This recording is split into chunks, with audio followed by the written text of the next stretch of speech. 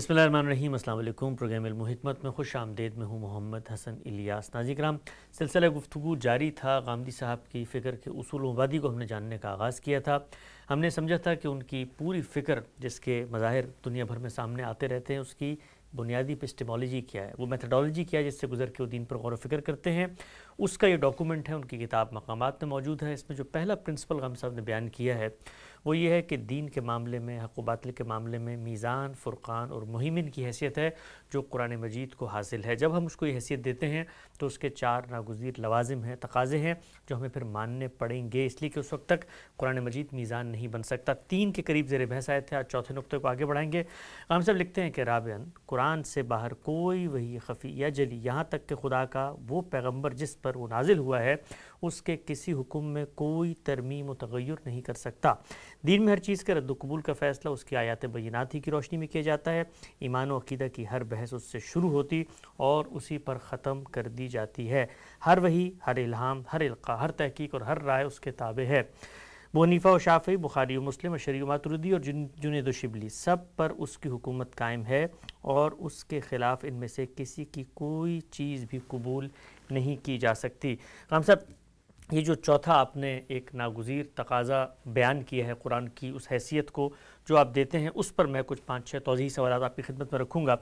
पहली ये कि क्या कुरान की जो हाकमियत जिसको आपने यहाँ पे बयान किया है सिर्फ़ कुल्ली उसूलों तक महदूद है या जुज़वी और अमली अहकामात में भी कुरान मजीद आखिरी अथॉरिटी, यानी अगर कभी कोई ऐसी चीज़ इस पूरे के पूरे कॉर्पस में से जो आपने बताया, वही ये ख़फ़ी हो, जली हो, या फिर उम्मत के उलमा हो या उनकी आरा हो या ख़ुद पैगम्बर, कोई ऐसी चीज़ सामने आ जाए जो जुज़वी फ़हम कुरान का उसके अंदर कोई तरमीम कर रही हो या कोई उमूमी उसूल जो है उसको तब्दील कर रही हो, तो उसमें भी ये नहीं होगा या कुल्ली तौर पर किसी चीज़ को अगर वो हिलाती है तब कुरान मजीद की हैसियत बहाल नहीं रहती? हम अगर दीन का मुताला करें तो उसमें बुनियादी तौर पर 3 ही चीज़ें हैं। यानी हमारे ईमानियात होंगे, हमें जो अखलाकी हुदूद हर हाल में मलहूज़ रखने हैं उनकी शरह वज़ाहत होगी जी, और इसी तरीके से शरीयत बयान की जाएगी। इसमें जहाँ तक ईमानियात का ताल्लुक़ है, उनके मबादी तो बड़ी हद तक हमारी फ़ितरत में वदीयत है, लेकिन कुरान मजीद ने, अल्लाह के पैगम्बरों ने उससे पहले एक एक चीज़ को मुतय्यन कर दिया है। यानी मिसाल के तौर पर वो क्या चीज़ें हैं जिन पर हम ईमान लाने के मुकल्लफ़ हैं, जिन पर ईमान के लिए हम जवाबदेह हो जाएंगे। ठीक, अगर इजमाल से आगे तफसील भी हम तक पहुंच गई है और ज़ाहिर है कि वो पैगम्बरों के ज़रिए से पहुंची है, तो वो 5 चीज़ें मुतय्यन कर दी गई हैं। ठीक, उसमें ये बता दिया गया है कि हमें अल्लाह पर ईमान लाना है, हमें फ़रिश्तों पर ईमान लाना है, हमें अल्लाह ताला के पैगम्बरों पर ईमान लाना है, उसकी किताबों पर ईमान लाना है और क़यामत के दिन पर ईमान लाना है। ठीक हो गया। ये 5 चीज़ें हैं। ये 5 चीज़ें बिल्कुल तय्युन के साथ कुरान में बयान हो गई हैं और इस तरह बयान हो गई हैं कि इनके नताइज भी अल्लाह ताला ने बयान कर दिए हैं। यानी ये ईमान है, ये ईमान मुफस्सल ईमान है। इस ईमान पर जब तुम शरह सदर के साथ, पूरे इत्मीनान के साथ अपने इकरार का इजहार कर देते हो तो उसके बाद तुम्हारे लिए बशारत है। ज़ाहिर है कि इसके हवाले से तो जो कुछ भी अब होगा वो इसके तहत होगा। ठीक, इसमें कोई चीज़ भी बाहर से आके असरअंदाज नहीं हो सकती। बाहर से आके असरअंदाज होने का मतलब ये है कि ये 5 चीज़ें अल्लाह ताला ने बयान कर दी हैं, आप कहें कि एक छठी चीज़ हम भी बताएंगे, ये नहीं हो सकता। ठीक, इनके कुछ लवाजिम भी हैं। यानी जब आप ये 5 चीज़ें बयान करते हैं तो कुरान मजीद में इनके कुछ लवाजिम भी बयान हुए हैं। मसलन अल्लाह ताला पर ईमान का ये लाजमी तकाज़ा है कि हम किसी को उसके साथ शरीक न ठहराएं। ठीक, वो खालिक है, वो तन्हा खालिक है, उसी का अमर इस कायनात में कार फरमा है, उसके इस अमर में कोई उसके साथ शरीक नहीं है, कोई उसकी ज़ात से नहीं है, वो किसी की ज़ात से नहीं है। वहदहु ला शरीक परवरदिगार को हमें मानना है। ठीक, तो ये अल्लाह ताला पर ईमान का लाजमी तकाज़ा है। कोई शख्स ये कहे कि मैंने अल्लाह पर ईमान का इजहार कर दिया और उसके साथ वो किसी को उसका शरीक ठहराए, ठीक, किसी भी पहलू से अगर वो शरीक ठहराएगा तो इसका मतलब ये है कि वो अल्लाह पर ईमान ही नहीं लाया। ठीक हो गया। इस पहलू से अगर आप कुरान मजीद का मुताला करें तो आपको शिर्क और तौहीद की बहस एक एक आयत पर नज़र आएगी। یعنی وہ بار بار متنبع کرے گا تمہارا پروردگار کون ہے، پیغمبروں کی دعوت نقل کرے گا، پیغمبروں کی دعوت کو اس تکرار کے ساتھ نقل کرے گا کہ وہ آئے، فلاں آئے، فلاں آئے، انہوں نے آ کے کیا کہا، عبد اللہ ولا تشرکوا بہ، عبد اللہ ولا الہ غیرہ، اللہ ہی کی بندگی کرو، اللہ کے بندے بن کر رہو، اس کے سوا کوئی تمہارا معبود نہیں ہے۔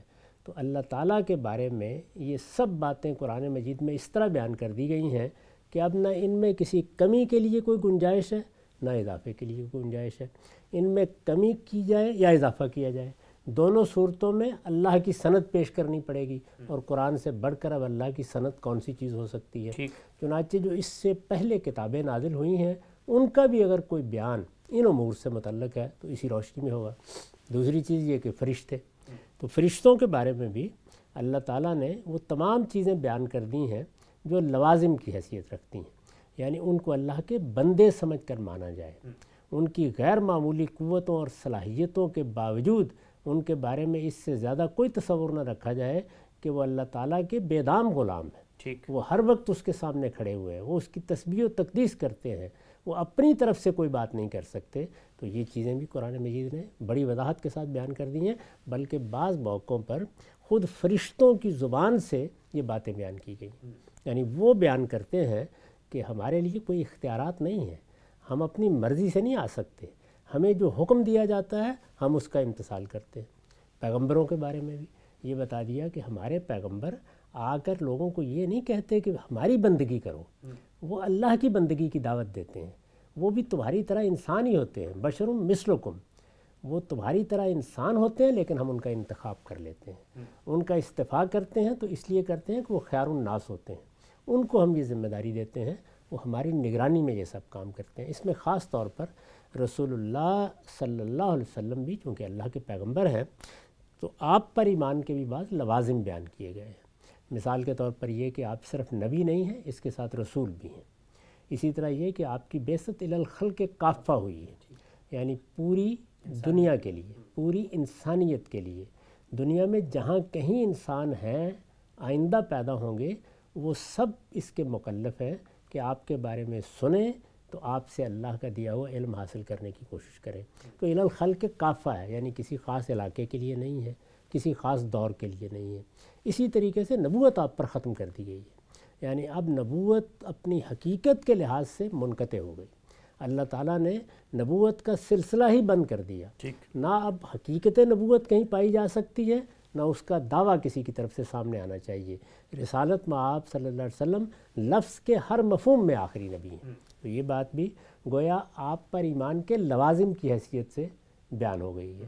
اسی طرح اللہ کی کتابیں ہیں، اس میں ہم بحث کر رہے ہیں کہ اللہ کی کتاب قرآن مجید ہے، تو قرآن مجید کو اللہ کی کتابوں میں سے اب ایک کتاب نہیں ماننا، بلکہ اس پر ایمان کے بھی کچھ لوازم ہیں، یہ کہ اس کو آخری فیصلہ کن چیز مانا جائے، اس کو میزان اور فرقان مانا جائے، اس کے ہر حکم کے سامنے سر جھکا دیا جائے، اس کے سامنے کسی چیز کو پیش کرنے کی جسارت نہ کی جائے، وہ کوئی بات کر دے تو بس وہ حتمی ہے، وہ پہلی کتابوں کے لیے بھی مہیمن ہے، اور وہ اس وقت بھی اگر دین مذہب کے بارے میں کوئی بات کسی طرف سے آئے اس پر فیصلہ کن اتھارٹی کی حیثیت رکھتا ہے، اس پر حجت اسی کی قائم ہوگی۔ تو یہ قرآن پر ایمان کے لوازم میں سے ہے، یعنی جس طرح اللہ تعالیٰ کے ساتھ کسی کو شریک نہیں ٹھہرایا جا سکتا، اسی طرح قرآن مجید پر کسی چیز کو قاضی نہیں ٹھہرایا جا سکتا، یعنی وہ سب کے لیے قاضی ہے، وہی سب کو فیصلہ سنائے گا، وہی سب معاملات میں آخری بات کہے گا، اس کی بات کے خلاف کوئی بات نہیں ہو سکتی۔ ایسا ہی معاملہ آخرت کے بارے میں ہے، یعنی قیامت کو اس طرح ماننا کہ اس میں اللہ تعالیٰ کا حقیقی عدل ظہور پذیر ہوگا، یہ نہیں ہے کہ وہاں کوئی اللہ کے فیصلوں کو باطل کرنے کے لیے کھڑا ہو جائے۔ تو شفاعت باطل کے ہر پہلو کی قرآن نے تردید کر دی ہے اور بتا دیا ہے کہ اللہ کی بارگاہ میں وہاں فیصلے قانون قاعدے کے مطابق ہوں گے۔ اس میں یہ بات بھی واضح کر دی ہے کہ میرٹ پر کس طرح فیصلے ہوں گے، یہ بھی بتا دیا ہے کہ عفو و درگزر کے لیے اللہ نے کیا قاعدے ملحوظ رکھے ہیں، اس میں اگر اللہ تعالیٰ کسی کو بات کرنے کی اجازت دیں گے تو اس کے کیا حدود و شرائط ہیں، یہ سب باتیں بیان ہو گئی ہیں۔ تو اس وجہ سے یہ وہ ایمانیات کا کانٹینٹ ہے یا ایمانیات کے محتویات ہیں جو قرآن مجید نے بیان کر دیے ہیں۔ چنانچہ مسلمانوں کے ہاں یہ بات طے ہے کہ کوئی چیز بھی اب قرآن سے علاوہ موجب علم نہیں ہو سکتی، یعنی وہ چیز آپ کا عقیدہ بن جائے، وہ آپ کا ایمان بن جائے، یہ اب ممکن نہیں رہا ہے۔ عمل کی چیزیں آتی رہتی ہیں، ان پر غور کیا جا سکتا ہے، لیکن دین کیا ہے، دین کی حقیقت کیا ہے، دین کی بنیاد کیا ہے، اس کے ایمانیات کیا ہیں، کن چیزوں کو ماننا ضروری ہے، کن کے لیے ہم مکلف ہیں، ہماری نجات کے شرائط کیا ہیں، وہ سب قرآن مجید نے بیان کر دیا۔ اس کے بعد شریعت یعنی اللہ تعالیٰ نے ہمیں جو شریعت دی ہے، اس شریعت کی بنیاد کس چیز پر ہے؟ اگر آپ غور کر کے دیکھیں تو اخلاقیات پر۔ اخلاقیات تمام تر انسانی فطرت میں ودیت ہے، قرآن مجید نے ان کی تاکید کر دی ہے، ان کے بارے میں بتا دیا ہے۔ وہاں تو کوئی چیز آ ہی نہیں سکتی باہر سے، اس لیے کہ حادثہ اخلاق کی خود فیصلہ کن ہے، تو اس وجہ سے وہاں تو خود انسان کا ضمیر بھی گواہی دے رہا ہوتا ہے کہ یہ کیا چیز ہے۔ لیکن جو اعضاء مقرر کی شریعت نے، وہ تو شریعت مقرر کرے گی نا، بنیاد کیا ہے؟ بنیاد تو اخلاق، وہ اخلاقیات بنیاد ہے۔ اس میں بھی قرآن مجید نے انما کے حصر کے ساتھ یہ بیان کر دیا ہے کہ یہ 6 چیزیں ہیں جو اخلاقیات کی بنیاد ہے۔ مثبت بھی بیان کر دی ہیں، منفی بھی بیان کر دی ہیں، اور اس پر ایک انما داخل کر دیا ہے، انما حرم ربی، یعنی میرے پروردگار نے بس یہی چیزیں حرام ٹھہرائی ہیں اخلاقی معاملات میں۔ کھانے پینے کی حرمتیں یہاں زیر بحث نہیں ہیں۔ اس کے بعد شریعت آ جاتی ہے، تو شریعت کے معاملے میں قرآن مجید نے 2 طریقے اختیار کیے۔ ایک وہ چیزیں ہیں جن کو اس نے خود موضوع بحث بنایا ہے۔ خود موضوع بحث بنانے کی ضرورت کیوں پیش آئی ہے؟ اس لیے کہ اس سے پچھلی روایت میں وہ چیز یا تو رسالت آپ صلی اللہ علیہ وسلم تک پہنچی نہیں ہے یا محو ہو چکی ہوئی ہے، تو وہ اس کو بنیاد بنا کے آگے بات کر رہا ہے۔ اور یا یہ ہے کہ جو پہلے دین کی روایت موجود ہے اس کے بارے میں ایک عمومی حکم دے دیا کہ امتثال امر کیا جائے، اتبعوا ملت ابراہیم حنیفہ۔ تو اس طریقے سے گویا اس نے پورے دین کا احاطہ کر لیا، تو اب کوئی چیز باہر سے آئی نہیں سکتی، یعنی یہ ممکن ہی نہیں ہے کہ وہ باہر سے آئے۔ لیکن اگر کوئی جس طرح کہ آپ نے کہا جزوی معاملہ ہے، کوئی اور چیز ہے، تو اب ہم یہ دیکھیں گے کہ وہ بنیادیں کیا ہیں جو قرآن نے قائم کر دی ہیں، ان سے اس کو متعلق کر کے سمجھنے کی صحیح کریں گے۔ یا ایسا ہوگا کہ کوئی اصل قرآن نے بیان کی ہوگی، وہ اس کی فرع ہوگی، یا قرآن کے متن کی شرح کے طور پر، جس کو ہم کہتے ہیں یہ عقلی مضمرات ہیں، یہ وہ چیزیں ہیں جن کا تعلق لسانی مضمرات سے ہے، وہ میں بیان کروں، آپ بیان کریں، وہ اسی کسوٹی پر پرکھے جائیں گے۔ قرآن کے الفاظ کیا ان کو قبول کرتے ہیں، تو ظاہر ہے کہ اس کو قبول کیا جائے گا، کیونکہ وہ تو خود الفاظ کا تقاضا بن جائے گے۔ اسی طرح سے قرآن مجید جن چیزوں کو انسانی فطرت پر اعتماد کر کے اجمال سے بیان کر دیتا ہے، مثلا یہ کہ تم باطل طریقوں سے ایک دوسرے کا مال نہیں کھا سکتے، یا تمام طیبات تمہارے لیے حلال ہیں، تمام خبائث تمہارے لیے کھانے پینے کی چیزوں میں حرام کیے گئے ہیں، تو ظاہر ہے کہ اس اجمال کی تفصیلات ہم اپنے عقل و فطرت کے تقاضوں کے مطابق کرتے رہتے ہیں۔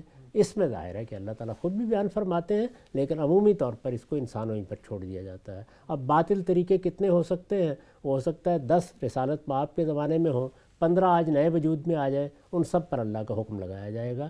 لیکن یہ وہ اجمال ہے جو اصل میں کسی ایسی تفصیل کا تقاضا نہیں کرتا جس تک ہم پہنچ نہیں سکتے۔ اس کے ذرائع ہماری فطرت میں بھی موجود ہیں، ہماری عقل میں بھی موجود ہیں، ان کے لیے استدلال کر کے ان کو متعین کیا جا سکتا ہے۔ تو اس کے بعد آخر وہ چیز کیا ہے جس کے لیے باہر کہیں جانے کی ضرورت پیش آئے گی۔ ٹھیک، نقطہ بالکل واضح ہو گیا۔ اگر ہم سب یہ جو ایک آپ نے بالکل جس کو کہتے ہیں نا خلاصتاً آخر میں بتایا کہ کیا وہ جگہ ہے جہاں پر کوئی بھی چیز باہر سے آ کے اثر انداز ہو سکتی ہے، وہ اگر کوئی اجمال ہے تو اس کی شرح و وضاحت کرے گی یا اس کی تفصیل بیان کرے گی۔ تو آپ نے ایک اور بات بھی فرمائی کہ وہ کون سی چیز ہے کہ جس کو پھر ہم خود اخذ نہیں کر سکتے، یعنی خود کلام پر تدبر سے۔ تو بعض مثال کے طور پر میں چاہتا ہوں ذرا اس کو آپ ریلیٹ کر کے بتائیں۔ جیسے بہت ساری روایتوں کے اندر علامات قیامت بیان ہوئی ہیں، قیامت سے پہلے آنے کی جو علامات ہیں، اور وہ قرآن مجید میں اصلاً اس طریقے سے زیر بحث نہیں ہے کہ وہ وہی علامت قرآن میں لکھی ہو۔ تو اس کو ہم کیسے سمجھیں گے کہ قرآن نے اجمال میں پورا قیامت کا تصور بتا دیا تھا، یہ اس کی توضیح ہے، تفصیل ہے جو پھر ہمیں باہر سے مل رہی ہے، لیکن اس سے اصل کانسیپٹ کہیں خراب نہیں ہو رہا۔ یعنی قرآن مجید نے ہمیں قیامت پر ایمان لانے کے لیے کہا ہے، ٹھیک، اور پیغمبر پر بھی ایمان لانے کے لیے کہا ہے۔ بالکل۔ اب ظاہر ہے کہ پیغمبر بھی اسی طریقے سے بعض اخبار دیتے ہیں جیسے خود قرآن دیتا ہے۔ یہ ماضی کے بھی ہو سکتے ہیں، یہ اس زمانے کے بھی ہو سکتے ہیں، یہ مستقبل کے بھی ہو سکتے ہیں۔ ٹھیک، یہ جو اخبار ہیں یہ دین کے کانٹینٹ کا یا اس کے محتویات کا حصہ نہیں ہوتے۔ ٹھیک، مثال کے طور پر قرآن نے ہمیں یہ خبر دی کہ رومیوں نے حملہ کر دیا ہے اور اب وہ غلبہ پا لیں گے، ٹھیک، یا اس وقت وہ مغلوب ہو گئے ہیں، زیادہ دن نہیں گزریں گے کہ وہ کامیاب ہو جائیں گے. صحیح. تو ظاہر ہے کہ یہ کیا ہے، خبر ہے. اس کو آپ ایمانیات میں شامل کر کے ان کی فہرست میں تو اضافہ نہیں کر سکتے. بالکل ٹھیک. ذوالقرنین کا قرآن نے قصہ سنا دیا ہے، اصحاب کہف کا قصہ سنا دیا ہے. اسی طرح بعض پیغمبروں کے قصے آپ کو سنائے ہیں جی. ان کے تفصیلی واقعات ہیں. سیدنا موسیٰ کا ایک رویا ہے، بڑی تفصیل سے بیان کر دیا گیا ہے. سیدنا ابراہیم کے بعض واقعات بیان کر دیے گئے ہیں. یہ کیا ہے؟ اخبار ماضیہ. اسی طریقے سے رسالت میں آپ صلی اللہ علیہ وسلم نے ہمیں بعض ماضی کی باتیں بتائی ہیں. ٹھیک. ایسا ہی معاملہ مستقبل کی باتوں کا ہے، اور مستقبل کی یہ باتیں یعنی قیامت کی خاص طور پر نشانیوں میں یا اور بعض واقعات کی صورت میں بیان کی گئی ہیں. یہ رسالت میں آپ کے رویا ہیں، آپ نے بیان فرما دیا. یہ بیان ہو گئے، ہمارے علم میں ازدیاد کا باعث بنتے ہیں. قرآن میں ہوں یا کسی روایت میں ہوں یا پیغمبر کی وساطت سے بیان کیے گئے ہوں، ہمارے علم میں اضافے کا باعث بنتے ہیں. ہمارے ایمانیات میں ان سے کوئی اضافہ نہیں ہوتا. ٹھیک. تو ایمانیات ہوں یا اسی طریقے سے شریعت کی چیزیں، ان کا ان سے کوئی تعلق ہی نہیں ہے. لوگ ان کی صحیح نوعیت متعین نہیں کر پائے. یہ اسی طرح اخبار ہیں جیسے ذوالقرنین کا قصہ ہے، جیسے اصحاب کہف ہے، جس طرح اور دوسری بعض باتیں بیان ہوتی ہیں. ٹھیک. نقطہ بالکل واضح ہو گیا. آگے بڑھاتے ہیں سلسلہ گفتگو کو. اچھا ہم صاحب، اسی آپ نے چوتھے نقطے میں یہ بات لکھی ہے کہ قرآن سے باہر کوئی وحی خفی یا جلی بھی اس پر اثر انداز نہیں ہو سکتی. تو جب آپ یہ کہتے ہیں کہ قرآن سے باہر کوئی وحی خفی یا جلی، تو کیا یہ کوئی بیان واقع ہے کہ قرآن مجید سے باہر کوئی وحی جلی یا وحی خفی موجود بھی ہے؟ اور اگر وہ موجود ہے تو پھر عقل یہ سوال کرتی ہے کہ جب قرآن مجید اللہ نے مستقل دے دیا تو اس کی ضرورت کیوں ہے؟ وہ کیوں موجود ہے؟ کوئی اطلاق میں کوئی جزوی ہدایات وہ دے رہی ہے، وہ وحی خفی اور جلی ہے کیا جس کے امکان کو یہاں تسلیم کیا گیا ہے؟ یہ بات یہ ہے کہ قرآن کے بارے میں تو ہم سب جانتے ہیں کہ وہ جبریل کی وساطت سے اللہ کے کلام کی حیثیت سے نازل کیا گیا ہے. ٹھیک. یعنی قرآن محض وحی نہیں ہے، وہ اللہ کا کلام ہے. ٹھیک. اس میں اللہ تعالیٰ نے گفتگو فرمائی ہے. اس کے الفاظ اللہ تعالیٰ کے الفاظ ہیں. وہ کتاب کی حیثیت سے مرتب کر کے نازل کیا گیا ہے. اس میں صورتیں ہیں، اس میں ابواب ہیں، اس میں بات ایک جگہ سے شروع ہوتی ہے ایک جگہ تک پہنچتی ہے. وہاں کوئی تعبیر بالمعنی نہیں ہے. جو کچھ فرمایا گیا ہے وہ بھی اللہ کا فیصلہ ہے. اس کے لیے جو الفاظ کا پیرہن تیار کیا گیا ہے وہ بھی اللہ کا فیصلہ ہے. تو قرآن کی نوعیت تو یہ ہے. لیکن قرآن مجید کے علاوہ جب پیغمبر کو پیغمبر بنایا ہے اور اس کو ایک ذمہ داری دی ہے تو بہت سی چیزیں اللہ تعالیٰ اس سے کہیں گے. ان میں سے بہت سی چیزیں وہ ہوں گی جو اس وقت کے حالات کے لحاظ سے کہی جائیں گی. بہت سی چیزیں مستقبل کے واقعات تسلی کی چیزیں ہوں گی. بہت سی چیزیں تسلی کی چیزیں ہوں گی. تو وحی کا معاملہ بالکل الگ ہے، قرآن کا معاملہ بالکل الگ ہے. قرآن محض وحی نہیں ہے. قرآن مجید وہ وحی ہے جس کے ذریعے سے اللہ کا کلام نازل ہوا ہے. تو یہ دونوں میں بڑا فرق ہے. اب اس کے باہر جو چیز بھی ہے وہ کسی بھی نوعیت کی ہو، میں تو عرض کرتا ہوں اللہ کی کوئی دوسری کتاب ہے اس کے بارے میں بھی بتا دیا گیا ہے کہ اس پر قرآن ہی اب نگران ہوگا. یعنی اللہ کی کتاب ظاہر تو اللہ تعالیٰ کی طرف سے وہ بھی کلام ہے، وہ بھی اللہ کا کلام ہے.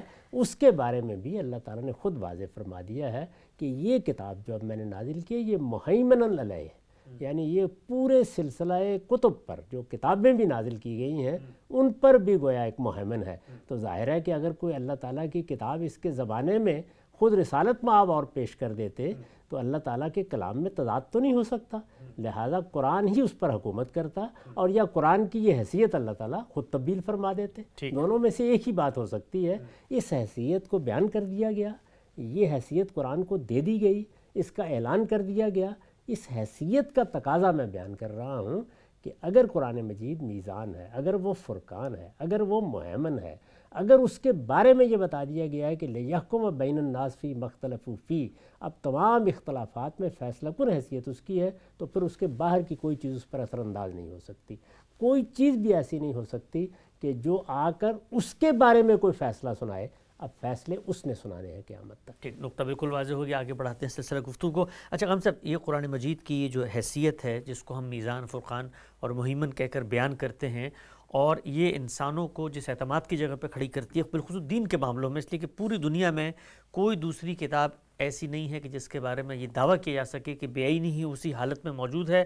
اس کے الفاظ قطعی الدلالہ ہیں اور وہ اس کے اندر محکم متشابہ بالکل واضح ہیں، اور اس میں کوئی اس طرح کا تردد نہیں ہے کہ آپ اس سے درست مدعا یا معنی اخذ نہ کر سکیں. تو یہ بڑی اہمیت کی بات ہے. تاہم جس وقت آپ یہ فرماتے ہیں ہم سب کہ اسی قرآن نے کہا تھا کہ پیغمبر کی اطاعت بھی کریں، اب پیغمبر کی نسبت سے کوئی بات آتی ہے جو بظاہر ہمیں قرآن مجید کی جو صاف واضح ہدایات ہیں ان میں کوئی ترمیم، تغیر، اضافہ یا نسخ کرتی ہوئی نظر آتی ہے، تو اب معاملہ کیا ہوگا؟ یعنی سب سے پہلے ہمیں یہ غور کرنا پڑے گا کہ ہم نے قرآن مجید کو صحیح سمجھا ہے، یا پھر ہم اس روایت کے بارے میں غور کریں گے کہ پیغمبر سے اس کی نسبت ٹھیک ہے، اس کی سند کو دیکھیں گے، چونکہ جس کی نسبت سے بات آ رہی ہے خود اسی کے بارے میں اسی کتاب نے ہمیں کہا ہے کہ اس کی اطاعت بھی کرنی ہے، تو اس میں درست رویہ پھر کیا ہوگا ہمارا؟ دونوں چیزیں سامنے رکھیں، یعنی اگر ہم نے کسی چیز کو سمجھا ہے تو ہم ضرور پلٹ کے دیکھیں گے، رسالت مآب کی نسبت سے کوئی بات بیان ہو رہی ہے دیکھیں گے کہ ہم نے کہیں غلطی تو نہیں کی، کیونکہ قاضی ہونے کی حیثیت قرآن کی ہے، میری یا آپ کی نہیں ہے۔ ہاں، یعنی میں یا آپ تو سمجھیں گے اس بات کو، تو سمجھنے کے عمل میں کہیں ہم سے غلطی تو نہیں ہو گئی، کہیں ہمارے علم کی قلت، ہمارے تدبر کی قلت تو اثر انداز نہیں ہو گئی، تو یہ گویا ایک مہمیز بنے گی کہ ہم خود اپنے فہم پر بھی نظر ثانی کریں۔ صحیح۔ دوسری جانب اگر کوئی چیز رسالت مآب کی نسبت سے بیان ہو رہی ہے تو پہلے نسبت کی تحقیق کریں گے، یہ دیکھیں گے اچھا نسبت کی تحقیق کس حد تک ہو سکتی ہے، وہ قرآن کے حد تک تو اب ہو نہیں سکتی، ٹھیک، اس وجہ سے ظن غالب کی حد تک ہوگی تو نسبت کی تحقیق بھی کر لیں گے۔ ظن غالب کی بنیاد پر بھی کوئی رد کرنے کی چیز نہیں ہوتی، ظن غالب کا مطلب ہی یہ ہے کہ بڑی معقول چیز ہے، اس کو ماننا چاہیے، پھر دیکھیں گے اس میں کیا بات بیان کی گئی ہے۔ تو جب ہم اس کو دیکھیں گے تو یہ بالکل واضح ہو جانا چاہیے کہ قرآن مجید کے مدعا میں نہ اس نے کوئی تبدیلی کی ہے، نہ کوئی تغیر کیا ہے، نہ یہ اس پر اثر انداز ہوئی ہے، دونوں کا باہمی ربط گویا واضح ہو جانا چاہیے، یعنی یہ کیا بات ہے اور قرآن کیا کہتا ہے، دونوں کے درمیان وہ آہنگ تلاش کیا جاتا ہے جس کے بعد توفیق ہو جاتی ہے، اور اگر ایسا نہیں ہوا اور دونوں میں ایک تصادم کی کیفیت ہے، تعارض کی کیفیت ہے، اس کے نتیجے میں قرآن مجید کے مدعا میں کوئی تبدیلی کرنی پڑتی ہے، اس کے کسی مطلق کو مقید کرنا پڑتا ہے، اس کے کسی عام کو خاص کرنا پڑتا ہے، اس طرح کا جب معاملہ ہوگا تو پھر یہ چیز رد کی جائے گی، نہ کہ قرآن مجید کو رد کر دیا جائے گا۔ یعنی قرآن مجید کی بات تو محکم بات ہے، وہ اپنی جگہ قائم ہو گئی، ہم بار بار جو کچھ ہم نے سمجھا ہے اس پر تو نظر ثانی کریں گے، لیکن آخری مرحلے میں جب کوئی توفیق کی صورت نہیں پیدا ہوگی تو قرآن کو محکم پکڑیں گے اور اس روایت کے بارے میں یہ سمجھیں گے کہ اس میں بیان کرنے والوں سے کوئی غلطی ہو گئی ہے، اس لیے کہ رسالت مآب صلی اللہ علیہ وسلم سے ہم براہ راست نہیں سن رہے، وہ بات لوگوں نے بیان کی ہے، ہو سکتا ہے سمجھنے میں غلطی ہوئی ہو سکتا ہے اس کا سیاق و سباق واضح نہ ہو، تو جو کچھ بھی رد و ترک ہونا ہے وہ ادھر ہونا ہے، قرآن مجید کی طرف نہیں ہو سکتا۔ بالکل نقطہ واضح ہو گیا۔ اچھا، اس میں ایک بہت اہمیت کی بات یہ ہے کہ جس وقت یہ رد کیا جا رہا ہوتا ہے، کسی روایت کے بارے میں کہا جا رہا ہوتا ہے، تو اس میں جو اصل چیز ہوتی ہے وہ یہ نہیں ہوتی کہ یہ پیغمبر صلی اللہ علیہ وسلم کی نسبت سے ایک ثابت شدہ بات تھی، اس کے باوجود ہم اس کو رد کر رہے ہیں چونکہ قرآن کے مخالف ہے، بلکہ کہا ہی جاتا ہے کہ غالباً ممکن ہے کہ پیغمبر کی نسبت سے بات صحیح طریقے سے پہنچی ہی نہ ہو، کیونکہ یہ ہو نہیں سکتا کہ پیغمبر صلی اللہ علیہ وسلم قرآن مجید کی شرح و وضاحت میں کوئی ایسی بات کریں جس کے اندر ادنا تعارض بھی ہو۔ اچھا صاحب، یہ جو آپ نے پہلا اصول بیان کیا تھا میزان فرقان حق، پوری امت کو جس طرح اللہ تعالیٰ نے بتایا کہ بھئی اس کتاب کی حیثیت ہے، تو خود جو صاحب کتاب ہیں جو وہی پیش کر رہے ہیں ان کے اوپر تو سب سے پہلی یہ حیثیت واضح ہوئی ہوگی کہ بھئی اس کا جو مدعا ہے میں اس میں کوئی ترمیم تغیر نہیں کر سکتا۔ ظاہر بات ہے، اس میں وہ کیسے سکتا ہے، یعنی اللہ کی بات میں تغیر کیا جائے گا، اللہ کی بات میں تبدیلی کی جائے گی، اللہ کے مقابل میں پیغمبر کوئی بات کریں گے، یہ تو نہ عقلاً ممکن ہے، نہ قرآن مجید کی اس حیثیت کے بیان کے بعد اس کی ادنا درجے میں کوئی گنجائش مانی جا سکتی ہے۔ دو ہی صورتیں ہو سکتی ہیں، وہ یہ ہے کہ ہم سمجھنے میں غلطی کر رہے ہیں، تو ہمیں دونوں جانب غور کرنا چاہیے، یعنی ایک عاجز بندے کی حیثیت سے، ایک طالب علم کی حیثیت سے ہمیں اللہ کے پیغمبر کی نسبت سے جو بات بیان ہو رہی ہے اس کو بھی بار بار دیکھنا چاہیے، کہیں ہم اس کو سمجھنے میں غلطی تو نہیں کر رہے، اور قرآن مجید کے فہم کو بھی بار بار زیر تنقید لانا چاہیے، فہم کو، یعنی میں نے کیا سمجھا، آپ نے کیا سمجھا، ہمارے علماء نے کیا سمجھا، اس پوری تاریخ میں کیا سمجھا گیا، اس کو بھی بار بار دیکھنا چاہیے۔ جب بار بار دیکھنے کے بعد بھی اطمینان ہو جائے کہ قرآن مجید کی بات بھی ہم ٹھیک سمجھ رہے ہیں اور وہ بات بھی نسبت سے بیان کی جا رہی ہے، نسبت سے بیان کی جا رہی ہے، کیونکہ وہاں تو نسبت ہی ہوگی، اور نسبت کی تحقیق میں جو ہمارے پاس ذرائع تھے وہ ہم نے استعمال کر لیے، بظاہر کوئی اعتراض نہیں پیدا ہوتا، تو اب گویا تعارض ہو گیا، تو اللہ تعالیٰ نے بیان کر رکھا ہے کہ اللہ کی بات میں کوئی تعارض نہیں ہو سکتا، لو کان من عند غیر اللہ لوجدوا فیہ اختلافا کثیرا، تو پیغمبر اگر کوئی بات بیان کرے وہ بھی اصل میں خدا کی نسبت سے بیان کر رہے ہیں، اور قرآن بھی خدا کی نسبت سے ہے، تو دونوں کے درمیان تعارض، دونوں کے درمیان تناقض دونوں کے درمیان تصادم یہ ممکن ہی نہیں ہے۔ جب یہ ممکن ہی نہیں ہے تو ظاہر بات ہے کہ جو چیز کمزور ذرائع سے ہم تک پہنچی ہے، یعنی جس کے بارے میں ہم تعین کے ساتھ نہیں کہہ سکتے کہ یہ رسول اللہ کی فی الواقع بات ہے، یہ پوری بات ہے، یہ ہر لحاظ سے منتقل کر دی گئی ہے، رسول اللہ صلی اللہ علیہ وسلم نے قرآن مجید کے اس فہم کو سامنے رکھ کر اس کی تردید کر دی ہے، اگر یہ سب ہمیں نہیں معلوم تو ظاہر ہے کہ پھر قرآن کو محکم رکھا جائے گا اور اس بات کو رد کر دیا جائے گا۔ نقطہ بالکل واضح ہو گیا۔ اچھا قاسم صاحب، آگے آپ نے کچھ بڑی شخصیات، امت کی بڑی عباقر، بڑی علمی شخصیات جیسے امام ابو حنیفہ ہیں، شافعی ہیں، جنید ہیں، شبلی، بغداد، ان سب کا آپ نے ذکر کیا اور بتایا کہ ان کے بھی چونکہ دین پر فہم کی روایت مرتب ہوئی ہے، اس میں ہزاروں لاکھوں کروڑوں لوگ ہیں جو ان کے ماننے والے ہیں، اس روایت میں بھی اگر کسی قرآن مجید کی آیت کا کوئی ایسا فہم سامنے آتا ہے جو ایک صاحب علم کو قرآن پر غور کرتے ہوئے متعارض محسوس ہوتا ہے، تو اس سلسلے میں بھی محض یہ کہ افراد کی اتنی بڑی تعداد ہے یا امت کا اس پر اجماع ہو گیا ہے، اس بنیاد پر قرآن مجید کا جو فہم اس کے الفاظ سے بیان ہو رہا ہے اس کو منسوخ نہیں کیا جا سکتا یا اس کے اندر ترمیم، تغیر، اضافہ، تبدیلی نہیں کی جا سکتی۔ اچھا قاسم صاحب، اس میں جو عام طور پہ ایک لوگوں کو غلط فہمی بھی ہوتی ہے، قاسم صاحب نے بڑی تفصیل سے ایک آرٹیکل لکھا ہے اجماع پر اور ہماری 23 اعتراضات سیریز میں اجماع کے موضوع پہ گفتگو بھی کی ہے۔ قاسم صاحب، یہ جو بہت سارے لوگ کوئی رائے اپنا لیتے ہیں تو قرآن نے ہمیں یہ تو بتایا ہے کہ نظم اجتماعی کے معاملے میں امرہم شورا بینہم سے فیصلہ ہوگا، لیکن علم کے معاملے میں یہ کہیں لازم نہیں ہے کہ آپ اتنی بڑی تعداد افراد کی ہو یا ایک فرد کی تعداد ہو، ان کی بات کو آپ حتمی حجت مان لیں، قرآن سے جو بات سمجھی جا رہی ہے وہی سمجھی جائے گی۔ اللہ کا دین تو لوگوں کے ووٹ کی بنیاد پر نہیں سمجھا جاتا، اس میں تعداد نہیں دیکھی جاتی، اکثریت اقلیت کو وہاں متعین نہیں کیا جاتا۔ اللہ کے دین میں حق و باطل کا فیصلہ ہونا ہے، وہ اللہ کی کتاب کی روشنی میں ہوگا، ہر حال میں اللہ کی کتاب کی روشنی میں ہوگا، لہٰذا حق و باطل کے فیصلے میں اقلیت اکثریت کوئی اہمیت نہیں رکھتی۔ البتہ وہ چیزیں جن کا تعلق اجتماعی زندگی سے ہے، جس میں اللہ تعالیٰ نے خود ہمیں پابند کیا ہے کہ ہم وہاں اجتماعی فیصلوں کو قبول کریں۔ مثال کے طور پر ہم نے رمضان کا چاند دیکھنا ہے، مسلمانوں نے دیکھنا ہے، مسلمانوں نے رمضان کے روزوں کا فیصلہ کرنا ہے، تو یہ اجتماعی زندگی سے متعلق معاملہ ہے۔ جمعہ کی نماز ادا کرنی ہے، عیدین کی نماز ادا کرنی ہے، یعنی کون سی جگہ ہوگی، کیا اہتمام کیا جائے گا، یہ سب اجتماعی فیصلے ہیں۔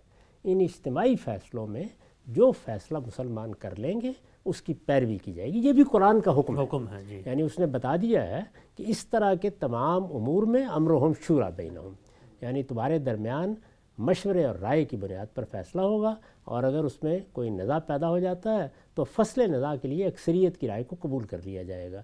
یہ اجتماعی فیصلوں کے بارے میں ہے، جہاں پر ہر چیز محتمل الوجہین ہوتی ہے، اس میں کسی ایک چیز کو قبول کرنا ہوتا ہے۔ حق و باطل کے معاملے میں تو میرا اطمینان ہونا چاہیے، آپ کا اطمینان ہونا چاہیے، ہر آدمی اپنے اس اطمینان کے لیے اپنے پروردگار کے سامنے جواب دہ ہے۔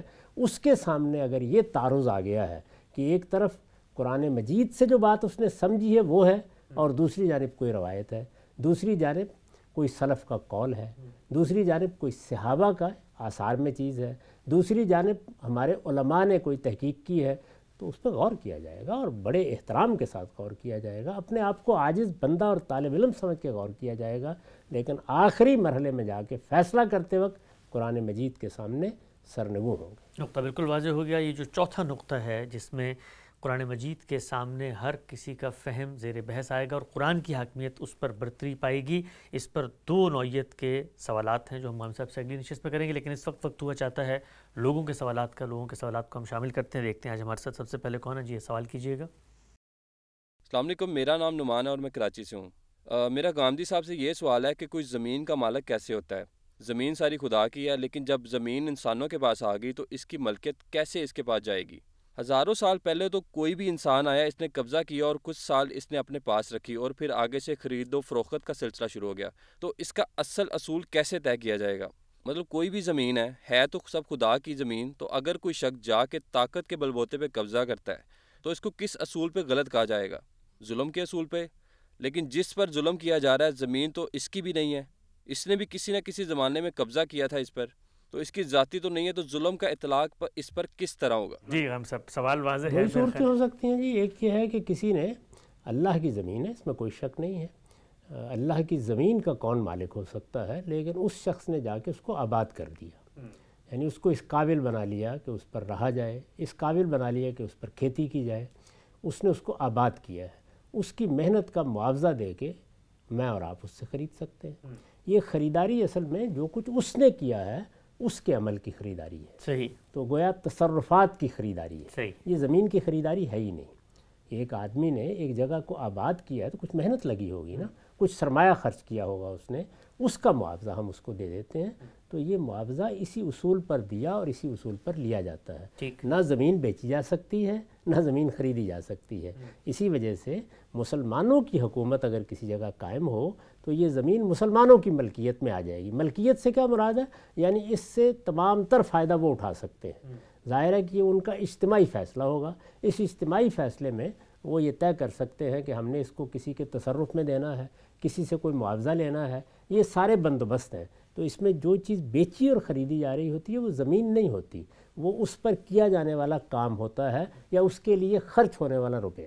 یعنی جب آپ نے اس کو آباد کیا اور میں نے آپ سے خریدا تو معاوضہ دیا ہوگا، وہ معاوضہ ہے جو پھر آپ کو دینا ہے، اور وہ ظاہر ہے کہ مارکیٹ کے لحاظ سے دیا جاتا ہے۔ یعنی کیا خرچ اس وقت ہوا تھا، آج اس خرچ کی کیا قدر و قیمت ہے، وہ آپ کو مانگنے کا حق ہے، مجھے اس کو لازماً ادا کرنا چاہیے۔ تو یہ اصول ہے، یہاں اللہ کی زمین نہ بیچی جا رہی ہے نہ خریدی جا رہی ہے، نہ زمین کی ملکیت کسی شخص کی ہو سکتی۔ ٹھیک، اچھا ہم صاحب یہ جو کہا جاتا ہے رسالت محمد صلی اللہ علیہ وسلم نے ہجرت کر کے مدینہ تشریف لائے تو انہوں نے مسجد نبوی جہاں پر تعمیر ہونی تھی اس کی جگہ کو باقاعدہ یعنی ان صحابی کو رقم دے کر اس جگہ کو حاصل کیا، تو یہ تو پھر خرید و فروخت وہاں پر کیا نہیں ہوئی؟ وہی خرید و فروخت ہے نا، ظاہر ہے کسی کے قبضے میں کوئی چیز اگر ہے تو کس اصول پر قبضے میں ہے؟ ٹھیک، یعنی یا اس نے اس کو آباد کیا ہوگا اگر بالکل ابتدا میں محفوظ رکھا ہوگا، یا محفوظ رکھا ہوگا، اور یا یہ ہے کہ کسی سے اس نے خریدا ہوگا۔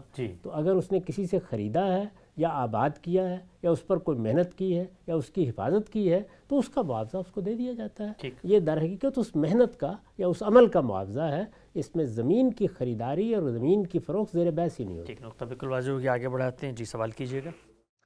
السلام علیکم سر جی سرنگ، وعلیکم السلام۔ کیسے ہو؟ ٹک ٹاک اللہ کا شکر سر جناب۔ جی، اگر کسی کا اپنا ایک نقطہ نظر ہو اور اس کا ایک نتیجہ بھی نکلتا ہو تو آپ لوگوں کا تو یہ خیال ہے کہ جس کا جو نقطہ نظر ہو اور اس کے ساتھ ان کے دلائل ہو پھر اس پر عمل بھی کر سکتے ہیں۔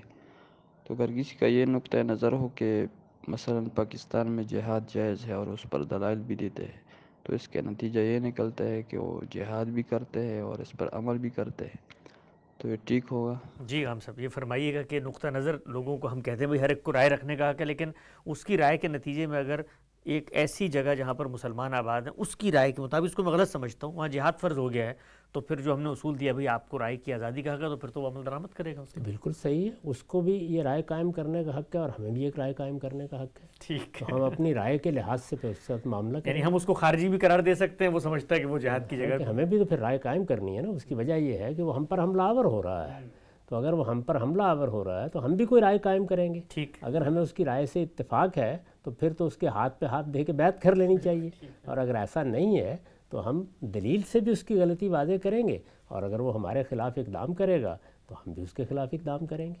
یعنی آپ دیکھیے نا کہ پاکستان ہے، پاکستان ہمارا ملک ہے، جی، پاکستان میں ایک نظم اجتماعی قائم ہے، پاکستان ایک باقاعدہ ریاست ہے، اس باقاعدہ ریاست کے کچھ متعین حدود اربع ہیں، اس میں رہنے والے باشندے متعین ہیں، اس کے بنیادی ادارے طے ہیں، یعنی عدلیہ ہے، انتظامیہ ہے، اسی طریقے سے فوج ہے، پولیس ہے۔ تو یہ جو ریاست کا نظم ہم نے قائم کیا ہے، جو آدمی بھی اس کو چیلنج کرنے کی کوشش کرے گا، کسی دائرے میں بھی کرے گا، وہ اصل میں پوری قوم کے خلاف اعلان جنگ کر رہا ہے۔ تو اس نے اگر کوئی دلیل قائم کی ہے تو اس دلیل پر ہم غور ضرور کریں گے، لیکن جب ہمیں اطمینان ہو جائے گا کہ یہ شخص مسلمانوں کے نظم اجتماعی کو چیلنج کر رہا ہے، تو مسلمانوں کے نظم اجتماعی کے خلاف بغاوت کو تو رسالت مآب صلی اللہ علیہ وسلم نے جاہلیت قرار دیا ہے، اور ہمیں پابند کیا ہے کہ ادنا درجے میں ہم کسی شخص کی بات اس میں سننا بھی گوارا نہ کریں۔ یعنی مسلمانوں کا نظم اجتماعی جہاں بھی قائم ہو جائے اس کو گویا ایک طرح کا تقدس حاصل ہے، اس سے آپ اختلاف کر سکتے ہیں، اس سے آپ رائے کی بنیاد پر کوئی بات کہہ سکتے ہیں، اس پر آپ تنقید کر سکتے ہیں، لیکن اس میں انتشار پیدا کرنا، اس میں اختلال پیدا کرنا، اس کے خلاف بغاوت کرنا، اس میں کوئی توڑ پھوڑ کرنے کی کوشش کرنا، یہ وہ چیزیں ہیں جن کو رسول اللہ نے جرم قرار دیا ہے، تو ہم بھی تو کوئی رائے قائم کریں گے نا۔ ٹھیک، نقطہ بالکل واضح ہو گیا، آگے بڑھاتے ہیں، جی سوال کیجیے گا۔ السلام علیکم حسن بھائی، میں منظور ہوں پاکستان لاہور سے۔ سوال یہ جی تھا کہ جو تشہد میں ہم السلام علیکم ایھا النبی ورحمۃ اللہ وبرکاتہ یہ جب پڑھتے ہیں تو آیا رسول پاک بھی نماز میں یہ پڑھا کرتے تھے؟ اس کا مطلب ہے یعنی رسول پاک خود جو ہے اپنے آپ کے اوپر درود بھیجا کرتے تھے؟ کرلی وضاحت کر دیجیے گا کہ یہ رسول پاک بھی پڑھا کرتے تھے یا بعد میں علماء نے شامل کیا؟